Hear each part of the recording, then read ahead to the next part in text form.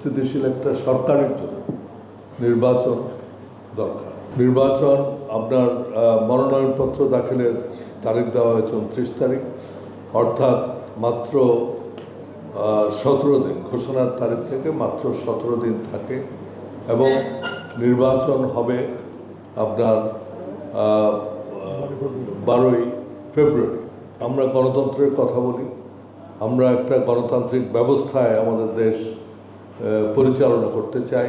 সেই গণতন্ত্রের প্রধান স্তম্ভ হচ্ছে নির্বাচন। নির্বাচনের মাধ্যমে হয়, একটা দলকে নির্বাচিত করা হয়, একটা সরকারকে নির্বাচিত করা হয়, তারা একটা সময় পর্যন্ত দেশকে পরিচালনা করেন এবং তারপর তারা আবার জনগণের ম্যান্ডেটের জন্য যান। সেই ম্যান্ডেট এই নির্বাচন যদি সুষ্ঠু না হয়, এবং যেটা আমরা আগে দেখেছি এবং আমরা যেদিন আমাদের এই ফ্রন্ট আত্মপ্রকাশ পায় সেদিনও আমরা বলেছি, আমরা সবসময় মনে করেছি কোনো মতো একটা নির্বাচন দিয়েই দেশ আমরা শাসন করি। এই মানসিকতার কারণে এই যে এক নায়কত্ব বলেন, ফেসিবাদী বলেন, স্বৈরাচার বলেন, এগুলোর জন্ম হয়।